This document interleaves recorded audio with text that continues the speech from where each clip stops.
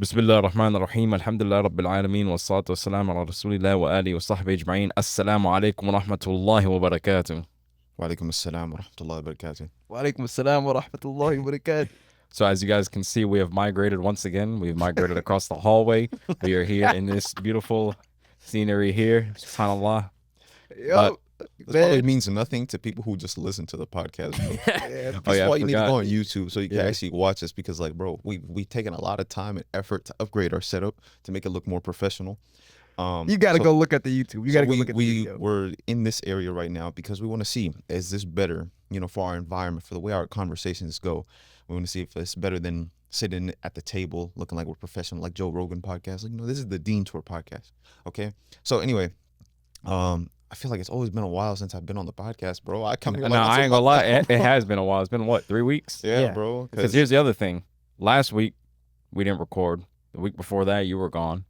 And then the week before that, we were in Kenya. yes, subhanAllah. Yeah, so we So got a a lot of lot to you- talk to. A lot of you who don't know, yeah, so we went to Kenya. We didn't even get to talk about that yet. But then also, like 2 days after I got back from Kenya, I decided to go to London because I was one of the hosts for this very large Qur'an event called the Qur'an Summit, part of an organization that now DEENTOUR is going to be circling in that ecosystem, the Global Guidance Center, along with our partners, Human Development Fund. We just want to say we appreciate them for sponsoring our podcast, sponsoring our account, and everything that we do. We're part of their mission, and we're going to be talking about a little our trip to Kenya, how it was, what we learned, some of our takeaways, and how we can influence the rest of us and remind the rest of us how we can do better as Muslims.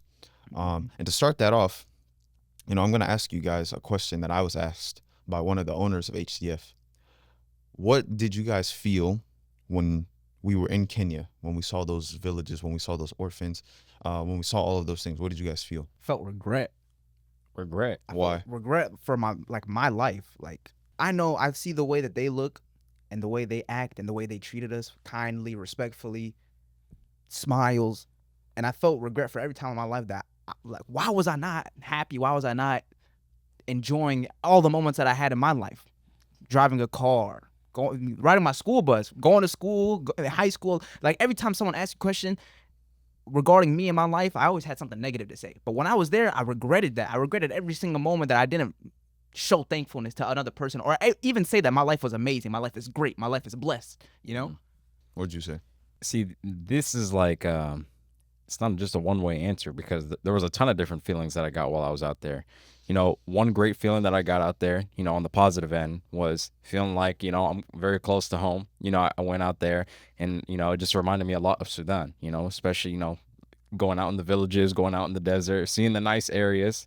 And then as well, like you said, seeing all these happy people smiling, they don't have much, gives me a great reflection upon my life and showing me that, I can never be grateful enough.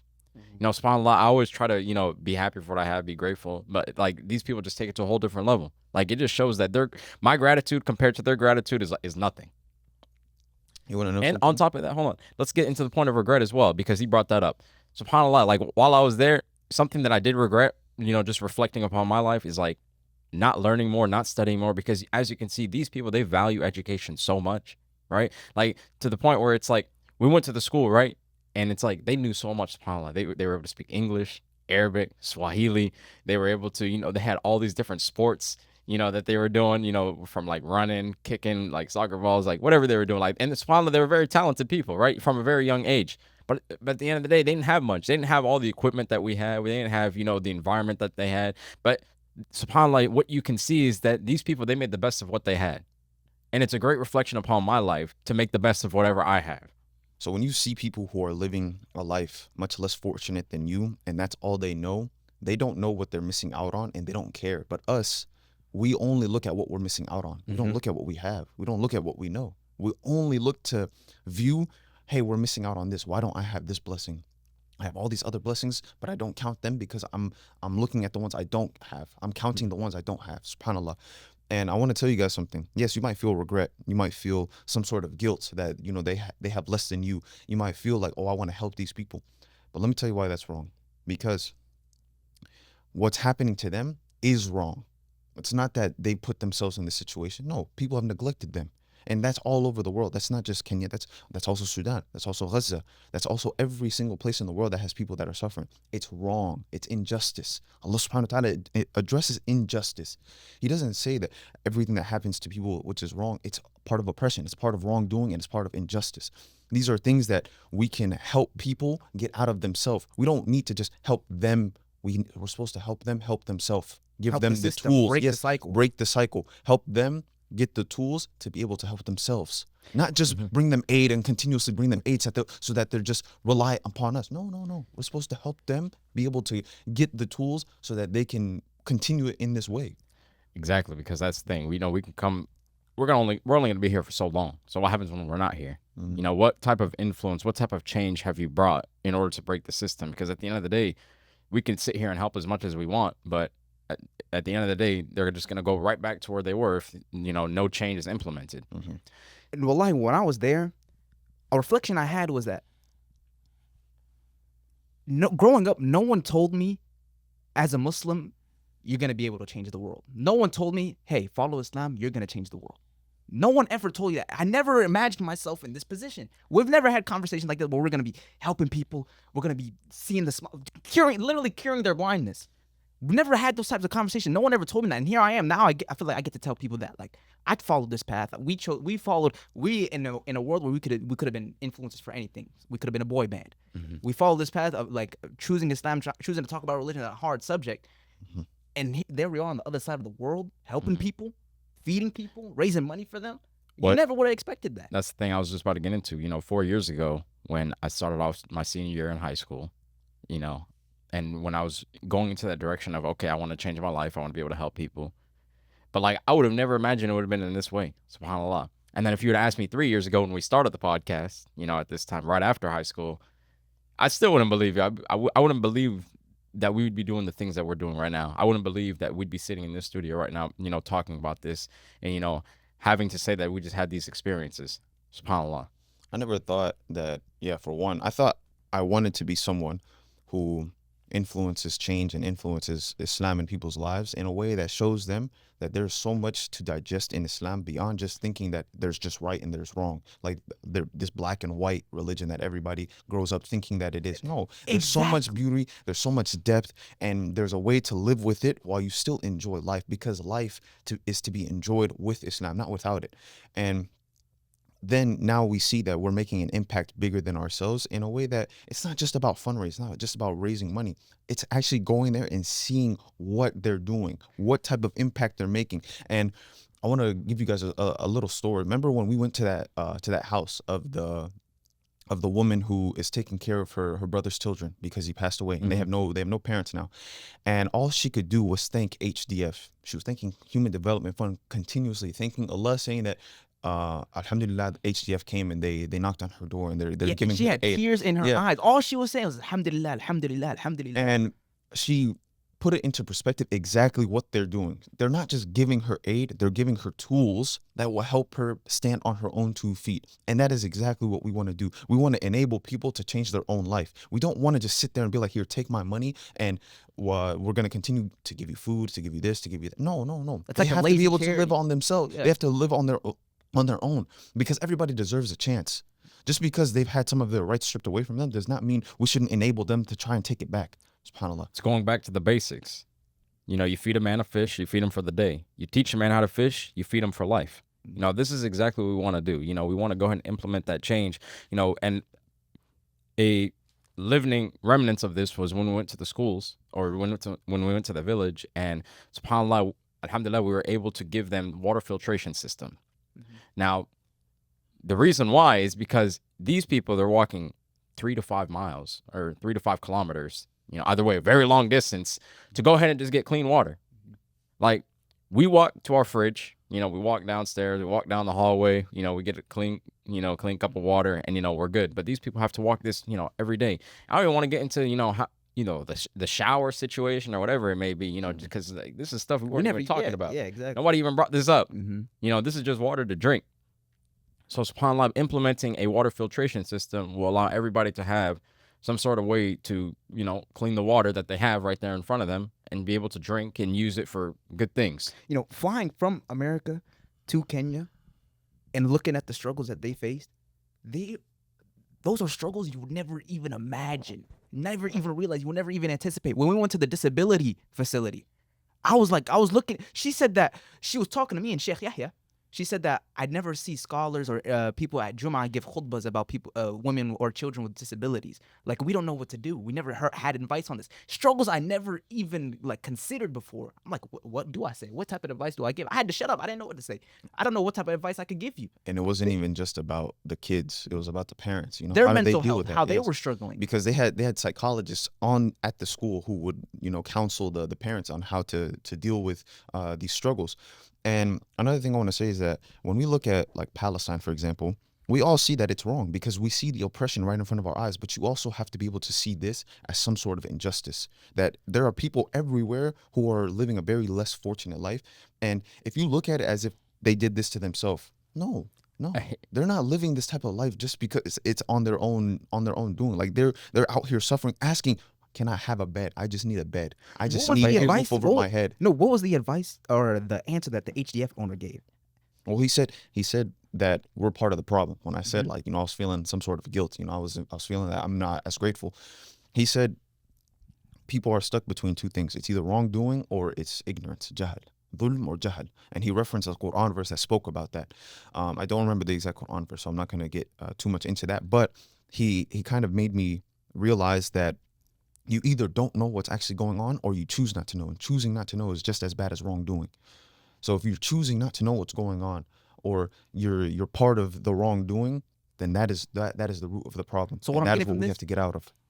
the reason we see people in these positions is from one, dhulm, oppression, or two, ignorance, jahal. Yes. So our ignorance. Yes. And I told him I'm part of the ignorance because I didn't know what was going on in Kenya. I never knew exactly until and that's why I enjoy working with organizations like Human Development Funds because, dude, you would never expect this. You would never struggles I didn't even know could be a struggle. I've learned about that now. Aside from the trip, aside from the content, aside from everything, aside from raising money, me myself as a person, I've learned about that. I was thinking while we were there, I was in my head, I'm like, dude, this is gonna be written on my record. What about I was with Hussein, I was with Osman, I was with Sheikh Yahya, I was with Farzi. We were there and we were helping these people. Like I was hoping, like on the day of judgment, let this be there. Let it be there. remember, you know, subhanAllah, I didn't see this much in our comment section, but we still saw some things. But in other, you know, influencers that we were with, they were like, why are you sitting here filming, you know, these kids and these people in this situation? But at the end of the day, going back to this topic of ignorance, how else are you supposed to know? Like, we have to film this for you to know, for you to see, because if we didn't, how else are you going to get a glimpse of this? It's like be quiet and let us do our part because we have to show you. I don't see anybody, I don't see any news outlet, I don't see any other media outlet showing you this. So how else? Because the other thing is, too, I was going to dive right into it, is, you know, when, you know, we had people in our comment section talking about, when was the last time you talked about Sudan? When are you going to talk about Sudan? Like, brother, And we're actively trying to handle an issue right now, right? And mind you, you know, may Allah help the people of Sudan, of course. You know, it's our own people. Exactly. Like, hey, we're gonna do it. We're gonna do it. Hold on, not even just that. Not to say that we haven't done things in the We past. already have. So it's like we got to do our part for it's a Muslim ummah. It's not just The problem is people are gonna have something to say no matter what, right? You know, we try to go ahead and help a certain group of people. Why are you not helping this group? Or you talk about this group of people. Why are you not talking about this group? Look, I even saw when you made that Kenya video, someone put in the comment section, did you just say my own people don't have water? Bro, look, listen. First of all, if you ignorant about the statistics yourself in your own country, then that's your problem. Because at the end of the day, like, I don't know, I could be just as ignorant as something here in Florida. I don't know how many people in Florida are homeless. I don't know. I can't tell you. But you know what I mean? So at the end of the day, the information is being put there in front of you. You just want to actively deny it just based off what you see. You might live in a rich town and be like, did you just say my whole country doesn't have water? Brother. You know what I mean? Like, SubhanAllah, we saw it ourselves. like, yeah, I saw it with my Exactly. eyes, and the premise went completely over your head. Like, we're trying to help, and you sit here being arrogant. It's like a homeless man asking you for money, and it's like you giving a homeless man money, and he rejects you. Like you're trying to help him. And listen. I want to just paint a picture real quick. So the village that we went to, all right, they didn't have bathrooms, they didn't have a shower. This is the same village where you were talking about. This is like one of my favorite days because we brought a water tank. Right. We're filling a lot of people's water canisters, and we gave them the filtration systems. And what I remember specifically is that from all of that, they gifted us a chicken, and they gifted us corn, like actual like Maize, maize from the from the ground, ground that they and grew. coconut water. Because, and I want to tell you guys, most of these people, this is how they make their living, is by selling, crop livestock, and they gave it to us for free. And all I could think about was like, how much are they losing by giving us this for free? But they gifted it to us even though they had so little. And this is what we fail to realize, that they just need a chance. They just need someone to actually care about them, to give them the tools necessary to help them, what's the word? Liberate themselves. And this is part of what Human Development Fund is doing. Like that, I've seen that they're doing so differently than anybody else, is that they're trying to enlist change. They're trying to instill communities to uplift themselves, to give them the tools to do things differently. And a lot of people were asking, say, why aren't you talking about Sudan? We are going to, and we're going to be working with Sudan. We're going to be working with Gaza. But this is all the work that we're doing with Human Development Fund. And that's why I need all of you guys to go out there and support them, inshallah. But the next I want to get into is my trip to London, bro. Let's get into this. I was the only one who got This to go guy. out of the brothers. Fortunately, these guys, they work, they got school and stuff. What I want to say is, bro, if y'all know what would have happened on this trip, you guys would never say, I got work, I got school. Like, nah, bro, bun all that, bro. I learned that out in London. Bun all that. Say bun. Yeah, bun This guy. That's what we all say of a out there. sudden, bro, All look, of a sudden. listen. One day in London, and then 1 week in London, and All then of a sudden, he's a UK. all of a sudden, Yo, after a bro, month, you guys, but, have like, no idea, insane. bro. Like, Genuinely, you I was- hosted the biggest Qur'an summit the UK had to offer. It was bro, the biggest some of the event. biggest speakers, there were scholars, and I was literally a part of it. I got to host the Islamic trivia, the Kahoot trivia. I got to give away an iPad. I got to do something that all I thought was just between me and my brothers. Like, I got to play a game with over 1,000 people who were sitting there in front of me watching and playing for a gift. And I thought that this was just going to be something I would do with my brothers before we did it on camera, subhanAllah. And Now, were you nervous? no, heck no. I was actually, that's the crazy part. I was not nervous at all. But the what he's beautiful saying is thing we about make it, him nervous. We make so the we beautiful around thing here. about it was that we gonna mess up. the beautiful thing about it was that I got to be part of planning it, hosting it, and being a part of something that's much larger than the platform we've built. And that is something that I didn't realize that I really wanted, was to continuously be part of something that's bigger than me, to take the platform that we built and to continuously utilize it for something good, to utilize it to change not only ourselves, but to change others around us. When we started 3 years ago, did you ever think you was gonna be doing that? No, of course not. And it's crazy because I used to see like people who, they make it in life, or they feel like they've made it, and they're like, oh, if you would have told me this, I would have never believed it. I'm like, yeah, blah, blah, blah. Like, you had goals and this and that. No, I didn't. My goals never surrounded around this, but that's the beauty of it, because I exceeded my goals. I exceeded what I thought I was capable of. SubhanAllah. And being a What part was it of like being like with all the Muslims over there? I know like UK has a huge Muslim community. it shows you much more. It's not even just the community, it's just the brothers I was surrounded by. It's almost like it was in Kenya. Like we built a brotherhood, and we're all surrounded by Islam. The whole event, the whole premise of the event was the Qur'an. So I was literally surrounded by that 24/7. We're always talking about something. And I'm with a brother like Yahya Rabi. So he's a man who continuously tries to learn, and he's very good at educating. And he's sitting there always giving us some sort of like lecture, but he turns the conversation into something that you walk away from with benefit. And that is exactly what you want from a brotherhood. You always want to feel like you're benefiting in some way, shape, or form, especially when it's someone who's more learned than you, who has more knowledge than you. But there was actually a really good quote that I learned out there. It was like, you're never going to be a real person of knowledge if you never look to take from someone who knows more than you, from someone who knows just as much as you, and from someone who knows less than you. And if you're not making mistakes, then you're never learning. And that made me really think about how a lot of us sit in a position where we sit in a want to be comfortable safe. position. Yeah, we want to be comfortable, but comfort is never going to help you grow. And that is beyond just learning. That's just life experience. You're never going to actually be able to do anything. Because I'll tell you right now, I was low-key a little scared to go out there. Because I was like, man, I just came back from Kenya. I was gone for like 9 days. And I'm going straight out to London, a place I don't know. I'm very unfamiliar with it. But you know what? I'm going to do it because, there's an opportunity on the table. And I try to see every single opportunity as a gift from Allah. Because I was also like, bro, this event right here, if I'm a part of it, this is something purely for the sake of Allah. It's revolving around the Qur'an, the beauty of the Qur'an.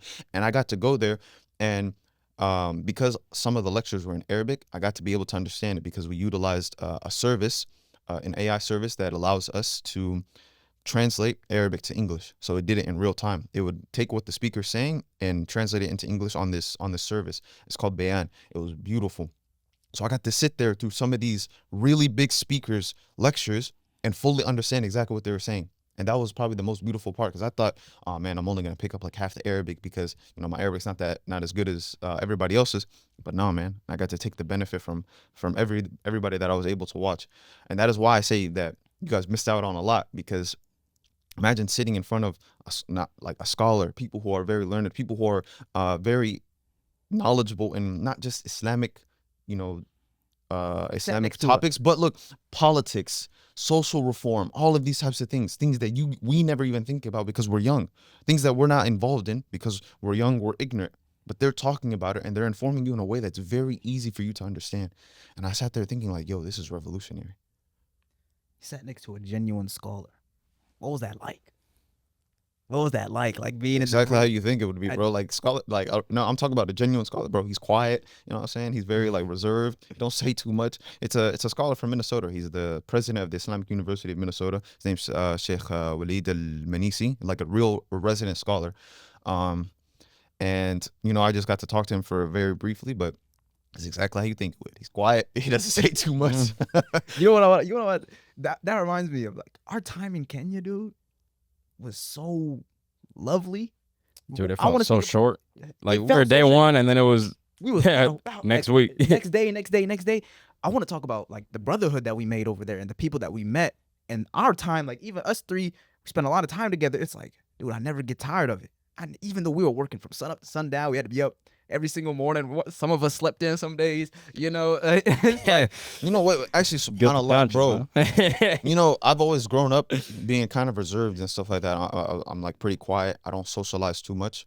You might think it's different because I yap on the podcast and whatnot, but it's completely different in real life. So when I'm going on this trip and I'm meeting some brothers for the first time, I'm thinking it's not like super easy for me to make friends. But when I tell you, we spent a day in New York first to try and bond with some of the brothers before we went to Kenya. And we all clicked like that. It was actually crazy. I felt like, yo, I've known these guys for a long time. It's like one of those things where you just feel like you were meant to meet each other.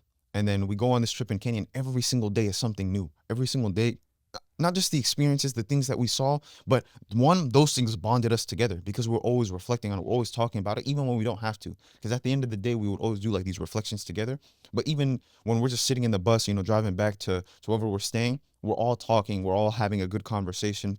Talking about Islam. Yeah, talking about Islam, talking about brotherhood, talking about, the content and the influence that we have and all these types of things. And it just all drew us together. And I'm like, dang, bro, this is something that I feel like I needed.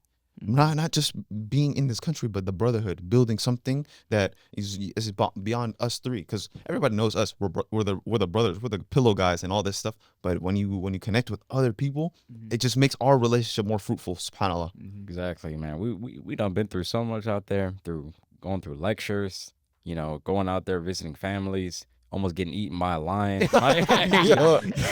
Wait, did you even tell them that? What the heck? No. Yeah, we actually didn't speak on that. So, I mean, should I tell the story? I'll tell Obviously, you should. No, he should tell the story, bro. It was him. He was the culprit. I Yeah. can't let him tell the story. I gotta tell this one. I gotta tell this one. So we're in Kenya. We're in the middle. We're driving through like a desert, right? We're on a safari. Like a safari, yeah.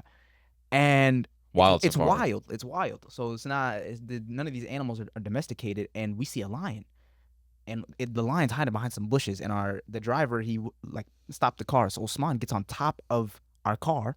He gets on top of our car because he goes to take a picture because Osman loves lions. That's like his favorite animal, right? The lion sees Osman. He took Osman as a threat, and the lion jumps up, roars, screaming at his, and even Sheikh was in the car. We was all scared. He said, "Brother, get down, get down." So Osman gets down quick, and it's like, bro, that lion was preparing to attack. I want you guys to imagine this. You're in a safari. You're seeing hippos, crocodiles, gazelles, all the animals that you see on National Geographic, like, when you're listening to the audio and the lion is sitting there behind the gray, like, you know what I mean? Like, those types of voiceovers, the cool things that you hear, you see it for the first time in real life, right? And the driver, I don't want to say too much, But he wasn't really doing his job. He was just driving around, you know, not really being a tour guide, but you know, it's cool. It's cool, right? You know what I mean? We can look for ourselves. We can, you know, everything's pretty self-explanatory. But my main problem was every time that there was a good sight to see, he was not pulling up far enough. He wasn't giving us a good view. So what I had to do was I had to take it upon myself. I took it upon myself. I got on top of the Land Cruiser. I got up on the roof. The lion looks at me. I look at the lion. I'm like, wow, subhanAllah. The lion was also awed by my presence as well. She gets up and she starts roaring. She starts growling. I'm talking about the whole ground is vibrating. And mind you, there's some distance between us. You know, enough distance for her to get to us, but also there's still a great distance. And I'm talking about the whole ground was vibrating. Like, it just felt so surreal because it's just like, wow. Like, I have 2 cats at home. The cats don't be acting like this. And the thing was, you know, I get back to the hotel later that night. I'm just doing some research. I find out lions can jump, you know, 12 feet high. Okay, which I definitely was about that height from on top of the Land Cruiser. And they can also jump 36 feet horizontal. And I was definitely within 36 feet. So I'm like, okay. So then after that, I'm watching a video because it's just like how to survive a lion attack. And it's basically talking about, if a lion's about to attack you, you're cooked. All right, you really can't do anything. And it was like, what a lion will do is they're going to look straight at you. They're going to have its tail wagging up, and it's going to be in like its head down looking straight at you. And I'm looking at the video, and that's exactly what it was doing at me. So, yeah, you know what I'm saying? You know, subhanAllah, I got saved. Bro, that junk was so crazy because after it happened, this man was smiling the whole day. It was like, damn, bro, that's crazy. I almost got eaten. And nobody can actually relate to that just because we all saw what happened, but it was like if you see the video, it was directed towards him. Like, it was literally eyeing him dead in the eye, and it looked like it was ready to pounce. But alhamdulillah, it didn't pounce. It turned away and it ran. On another Hold on, it ran away just to turn right back around and try to stand its ground because what was it eating? It was sitting there eating what, a gazelle? Yeah. It was feasting. I thought I was literally gonna come there and eat its food, you know, thinking I'm probably a hyena or something or a gorilla, and you know, but you know, it is what it is. What it is, bro. I'll never forget that. Everyone on the trip will never forget that. SubhanAllah. Yeah. But another thing I want to talk about is, you know, we had that brotherhood when we spent that day in the village, and later that night we had Sheikh Yahya Rabi with us. We were asking him questions about Islam, like everybody around. We got to get up early the next morning. It's 12 a.m., 1 a.m. We had to wake up at Fajr, bro. Yeah, it's getting late, right? That gathering felt so peaceful, so bliss. I will never forget what that did to my perspective on people of knowledge, because it was like that knowledge was a light. You wouldn't expect the people who are asking questions to be asking these type of questions. Like, it kind of also lets you know yourself, because what type of questions do I have? What do I need to know? What do I want to know? What do I want to know about Islam? Any question you could think of, we were asking it, right? And it shows you how much we truly, like, we don't know. Yeah, it showed you how much you truly don't know. And it was like, dude, it felt like when we before we started DEENTOUR and everything, it felt like when we used to sit in that room, we used to ask each other questions of Islamic trivia. That's the type of feeling I got. You know what? That's actually very true. Like, it felt like a blessing, dude. Let me give, like, the people, what is this reminder for? What is this lesson? The lesson is, one, it really connected for me with the premise of having someone like Yahya Rabi with us, and then also what I was doing at the Qur'an Summit is learning and understanding different ways to extract guidance from the Qur'an, because none of us actually know how to do that. Like, you have to really be someone who is in deep thought, really deep tadabbur, to understand what extracting guidance means. Not just reading the words on the page or reading the translation, but really understanding, what is this message trying to tell me? What is this message trying to tell Hussein in the Qur'an? Because if the Qur'an is for all of mankind, all of humanity, then there is a message in there for every single human being. And it's not always going to be the exact same thing, but all of it is going to be in a way to make you better, to make you closer to Allah. And learning how to do that for your own life is very important. It's not something that you can do easily. It's not something that you could do on your own. You have to actually go out and learn. You have to understand, what does it take for me to look at the Qur'an, to be able to look at a random verse and say, how is it speaking to Hussein? This is what things that Rabi was telling us. And I was like, yo, I've never thought about it like that. He was breaking down, let me tell you, he was breaking down the story of Musa alayhi salam. He's done this many times to me now. He was breaking it down in a way you would never ever believe. And I wish I could do it word for word exactly how he did it, so I could Yeah. share with you guys the beauty of it. But the way he would break down certain things along Mabarak, and this is not just him, but there's obviously other people, and this is what was happening at the summit as well. It is just ways that it would make you feel like Islam is a lot more beautiful than you already perceive it to be. Because here's the thing, as we know, the Quran, the Quran says this is that which guides to which is most upright. Mm. So that's why you have to look at every single verse and be like, how can I apply this to my life? How can I make this personable? You know what I mean?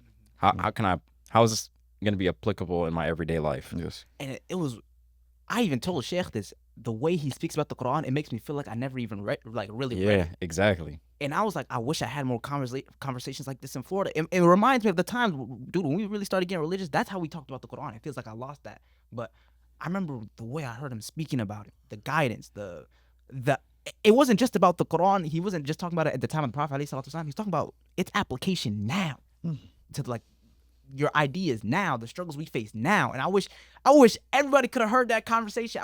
I wish everybody could have benefited from that, because it's one of those things where you hear one sentence, one phrase, it changes your mind. Like, it changes the way you think about everything. And subhanAllah, these conversations that I even had in London were very similar or the same, and even at the event. And I want to tell you guys, these things are a lot more entertaining than any movie or any show or anything you could do, because none of it felt forced. None of it felt like I was being taught something. It felt like I was discovering something about myself. And that's one of the best forms to improve yourself, is when you feel like, oh, I'm learning more about myself. I'm not just learning more about Allah. I'm not just feeling like I'm getting closer to Allah and learning more about the Quran, but I feel like I'm learning about myself.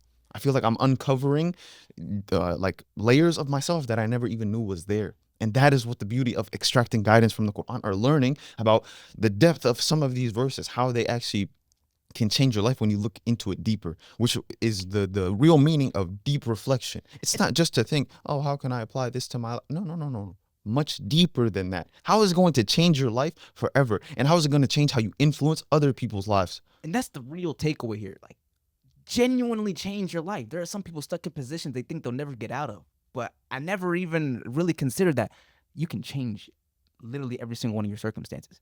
That you like, of course, that are within your scope and within your ability, but you take that guidance, you take that mindset. There were men before us who had the wind to command, and you don't think that Allah subhanahu wa ta'ala can bless you with more?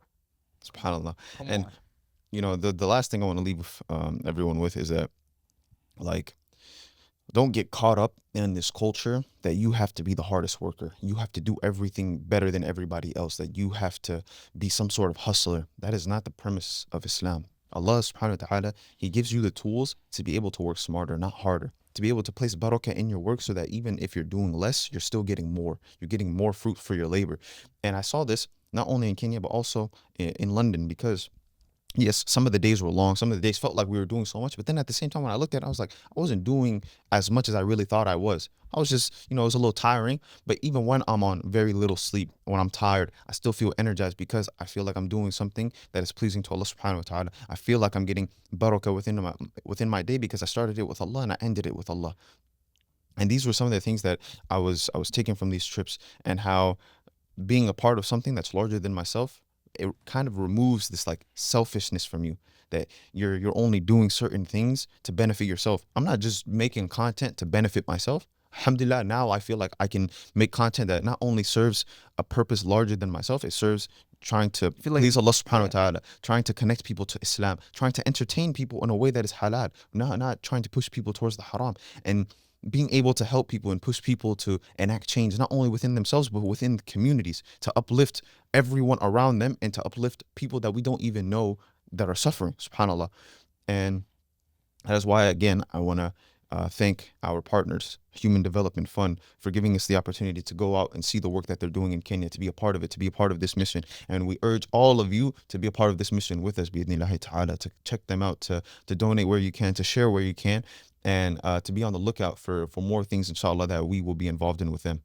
But for me, that is it. I hope you guys enjoy it. I hope you guys take any benefit from this, share with someone. Any benefit that you share, you get the reward just like it. Assalamu alaikum wa rahmatullahi wa barakatuh. I just want to finish off. Like, I enjoy talking about our experiences, because it shows people, one, like, we're a lot similar to you. Like us, we're Sudanese brothers. We're young. I'm still a teenager. We're similar to you guys, similar to a lot of people that watch this podcast. And the amount of things, the amount of change, the amount of knowledge you can gain and wisdom you can gain at any age or in any place in the world, you got to take advantage of it. And you can really genuinely do it. Don't underestimate the power of consistency, hard work, courage, dedication. And yeah, that's really, I want to leave everyone with that. And I hope to share more experiences with you guys. So inshallah, assalamu alaikum wa rahmatullahi wa barakatuh. Make sure to share this with your friends and family. You never know his life could change. We're not scholars, so we're open to any correction. Assalamu alaikum wa rahmatullahi wa barakatuh.